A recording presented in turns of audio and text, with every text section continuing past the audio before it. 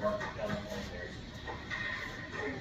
When you're coming off a loss like this, do you pay more attention to where the team is emotionally, or with the culture you have in place, do you feel that the players are going to police that and hold themselves accountable more than you?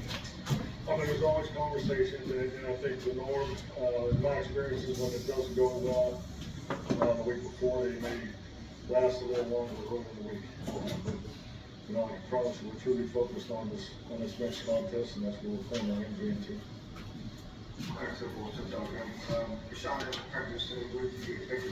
He sounds. Look at Mike McCarthy's mannerisms. Listen to him. Good to have him out there. I mean, He is like a dog with his tail between his legs. good chance for us to take it. I think why I did career attack last year with now why he would be on the street. I do not. I just know, speaking with Will, when we talk about availability, that possible position, and with his name come up with the background of what happened. I don't know that information. Mike Tyler for the ESPN. When you have such a big injury list and a lot of guys get days off, how much can you accomplish? What can you get out of it when a lot of your starters are up? I think just like anything, I mean, so much of what we do is time clock timing, so, your pace operation, we gotta do a better job of increasing that focus on it, but, it's all by design, so, I mean, there's reps that you're able to hit, so, a lot of those guys that were on the limited list did take some reps, so, I felt like I'd like to work this, so we had a good Wednesday. The rest guys yesterday, they'll be back. It'll be practicing today. Cowboys.com. Coach, when you were going into a matchup like this with the front seven and the Chargers bringing to the table, how imperative is it for this offensive line to be working as a cohesive unit and relying on a guy like Zach Mark up front? Well, definitely. I mean, I'm looking for us to take another step. We'll take a step as an offensive line. So we are second opportunity together. So we're really going to get a full week's work. But yeah, it's going to be imperative with how you function on offense. I mean, this is a front, and particularly in pass rush. I think the numbers speak for themselves. We've been very impressed with the tape, the design of it, and the scheme, multiplicity, the challenge that they give you. So, but yeah, it all starts up front. It definitely goes for us. Mike Edward, ESPN. What causes you the most concern about where you are offensively, and what are your points of emphasis this week in trying to resolve the change? I think there's more things you look at on there, and we're not looking at the plan of how we're going to attack the defense. So on that one side, I'm more focused on the attack mode. We've done ourselves down. We're tuning what we've done. I think the big thing is what we put on tape, particularly in the details of the mannerisms and and how we play in-house when we line up against these guys. Cal. The last one's last one. Turpin, what's his status? I think Turk practices today, so he's on the. He don't look right. Looking at the practices and those guys, what do you emotionally feel like that team is going on? I mean, just like anything, there's patterns to everything that we do. I mean, there's patterns and how you prepare, and I think there's two realms that you function in, and it's the emotional, the mental, and the physical. So I think physically, the way this week has laid up, I think it's served us well. The extra day is always a benefit. You're 6 weeks into a season, so everybody's banged up a little bit. So that's been a benefit. And obviously, the emotional part of it, we've had to deal with more coming out of the result of the past game. So I mean, it's just got a little more work to do there. And mentally, I think these guys they work hard. I mean, I like the way they prepare, and so there doesn't seem to be any drop off there. So you just watch the numbers, your instincts, your awareness. Coaches holding the coaches accountable to make sure that we're pushing on these guys as far as the demand and the teach, and so just stay true to your basics. Sonny, the Athletic, Mike, for road game preparations, does it vary based on the city and venue? Meaning, like the snap count, stuff like that? how many Cowboys fans might be in LA versus Philadelphia and things like that. Definitely. I mean, we're super fortunate to have the fan base that we have, you know, so we definitely. That kills you all the time. Being, you know, potentially a silent count for both teams, you know, because you know, one thing I've learned, you know, is, you know, our fans show up in a big way, but they also make the other side scream a lot louder too, so, but yes, I mean, I learned that quickly in my first year. Scott, what do you remember about the bright spot that was Terrence Steele in 2020 when that was such a rough year for everybody? Well, I mean, you always remember the first impression, and, you know, it's just you know, probably his attitude, his approach, his work ethic, the things that, you know, I think it's just like anything you've seen over time. You get a young man like Terrence, and particularly when you get to the paperwork, like when you ask the question why this guy wasn't drafted. So, but he made a very strong, you know, first impression, and you know, just continues to grow. He's coming, he's working through that first year back from a major injury. You know, the guy hasn't blinked, he hasn't missed a practice. Mike, obviously the most important thing from both sides is to win the game. But is there a personal connection with you, Kelly, on the other side calling plays, knowing that people are going to make you have little comparisons about offensive performance? No, not really. There's really no bells and whistles for this one. This is game 6. You know, my focus has always been, and it's really the way I view schedules. I think a lot of NFL scheduling, in my opinion, it's not as much who you play as when you're playing. So, I mean, one of the things I've always checked is when you come out of the, you know, how many teams come out of their bye playing you, you know, and so, you know, I'm more focused on that. You know, that's, you know, I know that's all part of the game. So, and he obviously has an excellent opportunity that he's doing a very nice job with. What changes if or when that took place with the rookie? What do you expect? Maybe that you hadn't seen since the over. Tell them to change how they play or how we're going to play.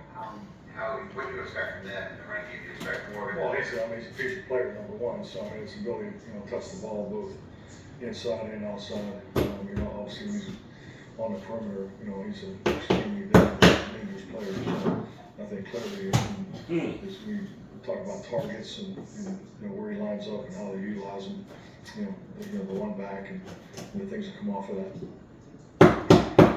Back about William Jefferson, would you see that he has a convinced that they're related? Pro, very consistent, you know, obviously commands respect as a veteran, which I think, you know, when you're in his position, I think speaks volumes to him as an individual. So he's very well respected, you know, both the linebacker, defense, and in the special team room. So, you know, he gives us good versatility. Where do you see why hasn't it stuck for him like that? So fourth, third round pick, and a couple different teams, you know, across the squad. I mean, everybody has a different journey. You know, I can't speak on his opportunities before here, but you know, I just think, like anything, we were so fortunate to have this, you know, this expanded practice squad because there's so many outstanding football players, you know, based on the economics and, you know, financial alignments that go on in our league that, you know, whether you want to call them middle class or, you know, categorize a lot of these veterans. So I'm just glad that we do have a structure. There's a lot of excellent football players like in the league. DallasCowboys.com. What kind of added responsibility aligns for Jamal Parker in the second level right now? Well, you know, we'll answer that after we play the game. But yeah, I mean, there's obviously some adjustments that we got to make with late. So, but you know, Jamal's doing a really good job. Has flexibility. So just got to pay him out. Oh yeah, no, he's definitely one of the young guys that's growing in that area. So yeah, you know, it's his ability to be a young guy present. Brad Sham, Cowboys Radio, like you just said, one of the things you look at in the schedule is who do you play coming off their bye? And since this team is coming off its bye, what do you normally expect from a team in that situation? I think, you know, it's our responsibility as a coaching staff to take a little deeper dive. So I think you have to do that. So obviously, when you look at their season, you know, how it started the first 2 weeks and the way it played the, you know, weeks 3 and 4 for them. So I think with the, you know, we're fortunate with the extra day. So I feel like we're in a good place. Mike, when you when you have the injury like you did late, and you're putting together the defensive game plan for the next week to come, do you have to spend all the first part of your time determining just how we're gonna use a guy like Michael with this out, does he factor in here or not, because everything stems from that? Do you always just focus it just on this week versus, well, he's gonna be out 4 to 6, or do you just talk about what's best for this week? I mean, we talk about communication or scheme utilization, because I mean, Well, I would think you would have to determine, does this alter his role or not? As you said, the game plan defensively going forward. well, I mean, that's always the focus. I mean, that's something that, I mean, you could ask me that every week. I mean, how are you gonna utilize Michael? I mean, because it's, I think it's been evident since he arrived here, we continue to move him around and try to create opportunities for him, and then with that, their reaction to where he aligns creates, opportunities for others. So, I mean, that approach will never change. But Layton's communications, presence, and, and scheme concept flexes was the highest, of our time here. So you lose some of that, but, we feel like we're in a good place. All right, thanks, Mike. Thank you. Interesting. Go Cowboys!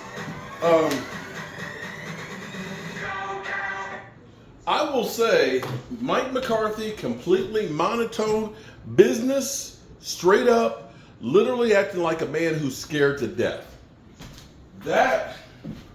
Wow. He looks like a man who's been working 20-hour days. Let's hope that he's playing scared, and playing and coaching for his job. Maybe we'll get a better result, because right now, at the moment, we have to look at this and say the coaching job so far on the offense has been a fail. It's been a fail.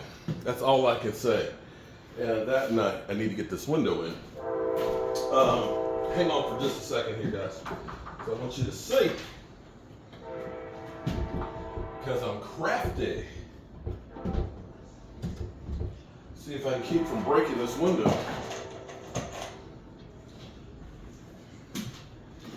Hey, Mom and Dad, is that the Chattanooga choo-choo? Woo, woo. Oh, okay.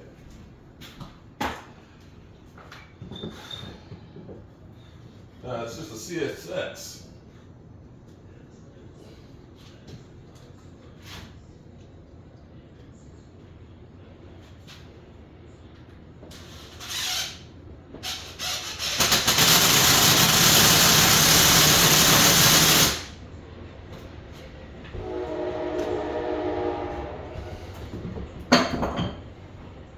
Hey, Mom and Dad, is that the Chattanooga choo-choo?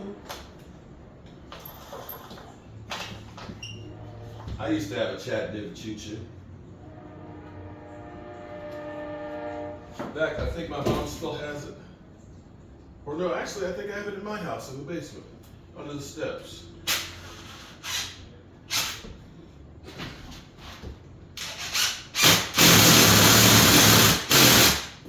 Okay, check this out.